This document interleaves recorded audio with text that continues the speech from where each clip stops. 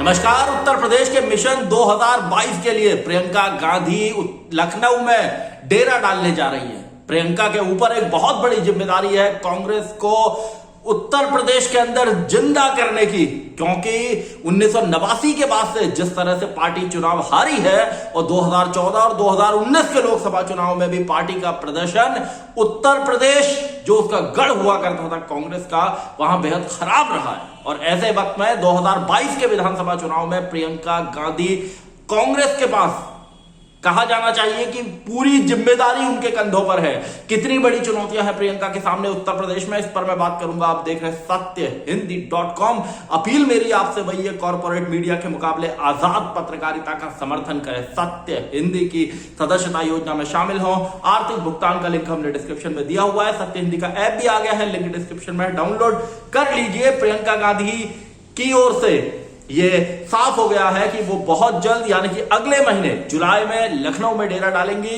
पूर्व राज्यपाल शीला कौल के आवास में रहेंगी और वहां से वो लखनऊ के साथ ही प्रदेश के बाकी जगहों का भी दौरा करेंगी, कार्यकर्ताओं से मिलेंगी। और अब जब उत्तर प्रदेश में के चुनाव में 7 से 8 महीने का वक्त बाकी है, ऐसे वक्त में वो अपना ज्यादातर समय कांग्रेस को देंगी।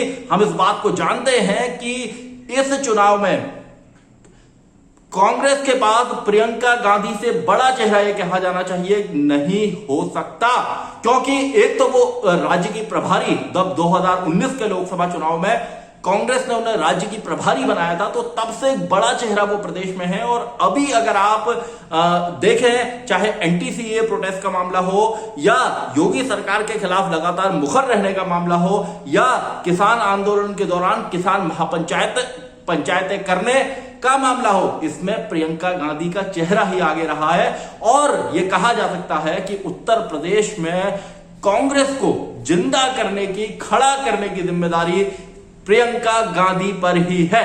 चुनौतियां उनकी क्या क्या है प्रियंका की, इस पर सबसे पहले आप देखें तो उनको भारतीय जनता पार्टी के एक विशाल सांगठनिक नेटवर्क, हिंदुत्व की राजनीति, आरएसएस, उनके तमाम आनुषंगिक संगठन, इतनी बड़ी फौज से लड़ना है। इसके बाद अखिलेश यादव और मायावती की ताकत है, उनके पास अपने सत्ता में वो रहे हैं, उसका अनुभव है, जातीय समीकरणों की ताकत है, ठीक ठाक एक मजबूत नेटवर्क भी है। लेकिन यहां प्रियंका गांधी के सामने मुश्किल यह है कि कांग्रेस 1989 से अब तक लगातार राज्य में हारती आ रही है। विधानसभा चुनाव में बुरी हालत हुई है और 2017 का विधानसभा चुनाव भी हो, 2012 का विधानसभा चुनाव भी हो, पार्टी के लिए ठीक नहीं रहा है। और हालिया अभी जो 5 राज्यों के चुनाव हुए हैं, उसमें तमिलनाडु को छोड़कर बाकी जगह भी पार्टी का प्रदर्शन खराब रहा है और इससे कार्यकर्ताओं के मनोबल पर असर पड़ना स्वाभाविक है।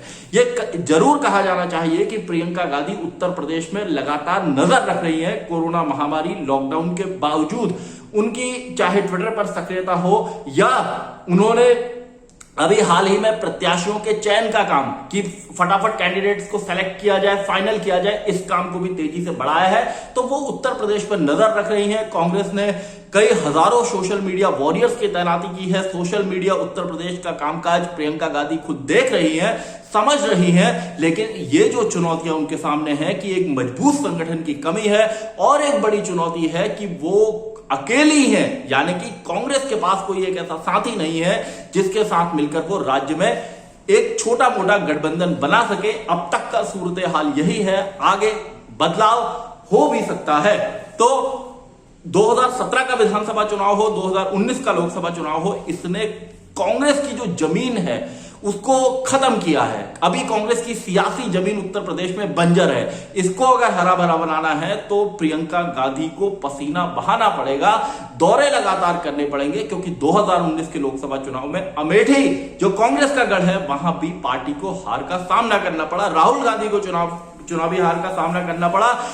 सोनिया गांधी अब अपनी अस्वस्थता के कारण बहुत सक्रिय नहीं रहती और ऐसे में मैं जो कह रहा हूं कि प्रियंका के पास पूरे इलेक्शन को की रणनीति बनाने, कैंडिडेट्स उतारने, कैंडिडेट्स का सिलेक्शन करने, उतारने और पूरी ताकत के साथ चुनाव लड़ने की एक बहुत बड़ा दारोमदार उनके जिम्मे है, उनके कंधे पर है।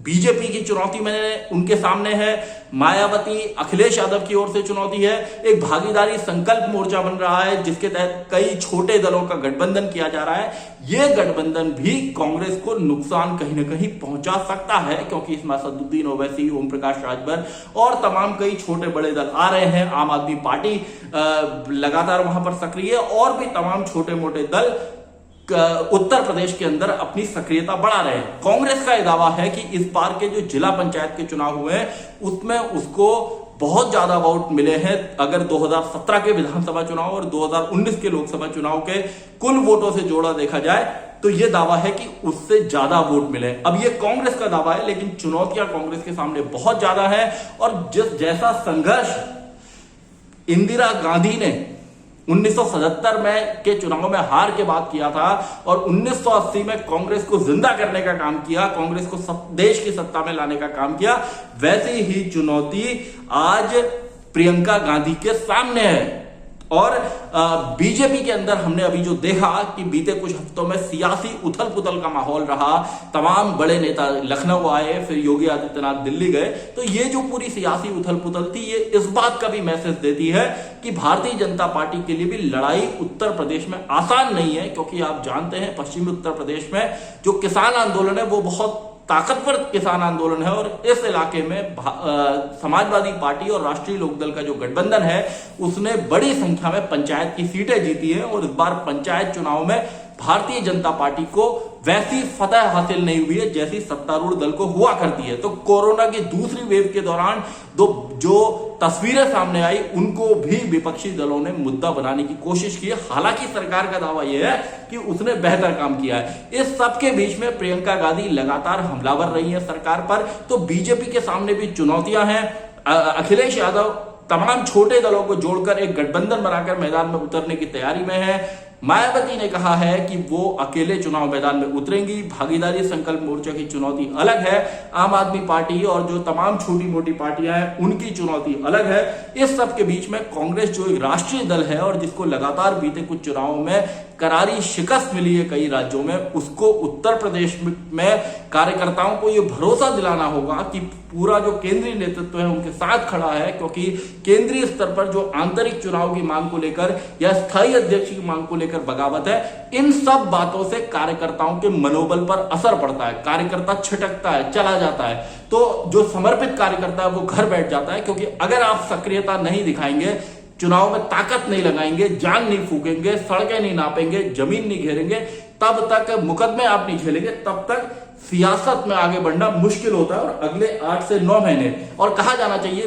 कि प्रियंका गांधी अभी तक एक अच्छा माहौल राज्य के अंदर तैयार कर लेती, लेकिन कोरोना महामारी और लॉकडाउन के कारण जो हालात बने उसने कांग्रेस या बाकी राजनीतिक दलों के भी कार्यक्रमों पर प्रतिबंध लगाने का काम किया, रोक का काम किया। लेकिन बीजेपी में जिस तरह की अभी खलबली रही, पंचायत चुनाव के जिस तरह के नतीजे रहे, इस सब के बीच में उत्तर प्रदेश में जो सियासी बैटल होने वाला है, जो सियासी रण होने वाला है, वो रण इतना आसान नहीं है। और कांग्रेस के कार्यकर्ताओं को भी अगर पार्टी को वहां पर जिंदा करना है तो पूरी ताकत झोंकनी होगी, मैदान में उतरना होगा। और तभी जो मिशन यूपी की बात कही जा रही है कि प्रियंका गांधी इस बार अगले 7 से 8 महीने मिशन उत्तर प्रदेश में जुटेंगी, जबकि वो कांग्रेस की स्टार प्रचारक है। उन्हें कई राज्यों में जाना हो सकता है चुनाव प्रचार के लिए। अभी 5 राज्यों में उत्तर प्रदेश के साथ ही चुनाव प्रचार है, लेकिन उनका फोकस जो है वो उत्तर प्रदेश पर रहेगा। और देखना होगा कि उत्तर प्रदेश की जो बंजर जमीन हो चुकी है कांग्रेस के लिए, उसको वो कितना उपजाऊ बना पाती है, सियासी हल कांग्रेस का कितनी मजबूती से चला पाती है, कितने कांग्रेस कार्यकर्ताओं को मैदान में उतरकर पार्टी के लिए फिर से खड़ा कर सकती है। हालांकि प्रियंका गांधी ने बीते 1-2 साल में चाहे संगठन में जिलाध्यक्ष बनाए हों, प्रदेश अध्यक्ष बनाए हों, प्रदेश कार्यकारिणी में लोग रखे हों, या उपचुनाव में प्रत्याशी उतारे हों, या सोशल मीडिया पर वॉरियर्स तैनात किए हों, इसमें काफी दखल दिया है, ग्रास रूट मैनेजमेंट को भी ध्यान में रखा है। और उनकी जो सारी टीम उत्तर प्रदेश के लिए काम कर रही है उसके भी वो लगातार टच में रहती है। लेकिन कुल मिलाकर अखिलेश, मायावती की सियासत, बीजेपी की सियासत, भागीदारी संकल्प मोर्चा, उत्तर प्रदेश में जो राजनीतिक हालात हैं, उस सब के बीच में कांग्रेस का कमजोर संगठन जो है वो इस सांगठनिक नेटवर्क के दम पर प्रियंका गांधी इसको कितना मजबूत कर पाती हैं अगले 8 महीनों में, क्या कांग्रेस के प्रदर्शन में कोई सुधार ला पाती है नहीं, ये उनके सामने एक बड़ी चुनौती होगी और हमारी भी नजर इस पर बनी रहेगी। धन्यवाद। सत्य हिंदी का ऐप डाउनलोड करें गूगल प्ले स्टोर पर।